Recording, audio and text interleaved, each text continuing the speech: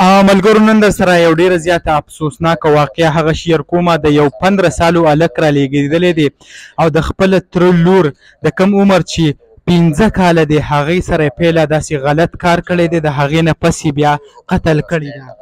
کم تفصیل چې دی هغه در سره مکمل شیر کومه ویډیو پوره وګورئ. تاسو ته دا وخت په سکرین باندې هغه هلک ښکاري. دا هغه هلک دی کوم چې خپل د تره لور یعنې د کم عمر چې دی هغه 15 کاله او نوم یې اریپا نور و. دا ظالم ولګېدو او پیله چې کوم دی د هغې سره داسې غلط کم جنسي حرکت چې دی هغه یې ورسره وکړو.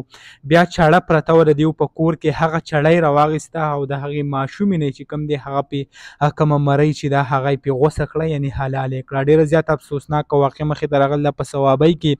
دا وخت چې کوم دی پولیسو هغه هم ګرفتار کړی دی. د پولیسو کوم دا کس چې تاسو ته په سکرین باندې ښکاري د دې وینا ده چې د دې سره مونږ کوم قتل چې دی کړی دی د هغې کوم آله چې د هغه هم مونږ برآمد کړله یعنې کوم چاړه باندې چې دا ماشومه وهل و دې نه علاوه یې کومې کپړې چې دی پهله قتل وکړو بیا لاړو کومې کپړې چې بدل کړي نو هغه کپړې هم مونږ د دې نه هغه برآمد کړي دي. پولیسو چې کوم نور تفتیش دی هغه هم جاري دی. د دې کوم ډي اس پي چې دی د هغې وینا ده چې نور کوم د دې د علاوه مونږ میډیکل ټیم چې کوم دی هغه هم جوړ کړی دی.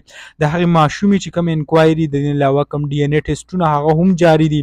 خو که زه تاسو ته ویم په خیبر پښتونخوا کې داسې قسمه حالات چې دي هغه وخت په وخت باندې ډېر زیات مخ په وړاندې روان دي یعنې ډېر زیات په تیزۍ سره داسې غلط کم حرکتونه چې دي هغه مخې ته راځي.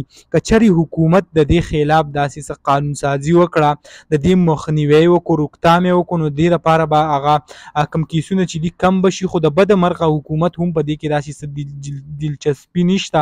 د اوسه پورې څه داسې قانون رانغی لکه یو څو کسانو ته داسې صحیح سزا ورکړی شي نو بل کس به هغه بیا راپاسي او داسې قسمه حرکته به چرې هم ونه کړي. تاسو دا وخت کتی شئ کوم هلک چې دی یعنې دا هم په خپله ماشوم دی عمر یې هغه 15-16 سال دی او داسې حرکت یې هغه کړی دی هغه هم د خپلې تره د لور سره. نو مونږ چې کوم دی ټول ډېر زیات پې خفه شو یعنې خیبر پښتونخوا کې دا واقعه چې کوم ده هغه ډېره موده پس به ورته مونږ وایو چې هغه مخې ته شوه یعنې مخکې چې کومې واقعې کېدې خو دا پکې یو ناشنا راغله ځکه چې په خپله یو کم عمره هلک راپاڅېد او داسې حرکت یې وکړو. نو دغه کم معلومات چې هم تاسو سره شریک کړو انشاءالله بله ویډیو کې به ملاویږو. الله حافظ.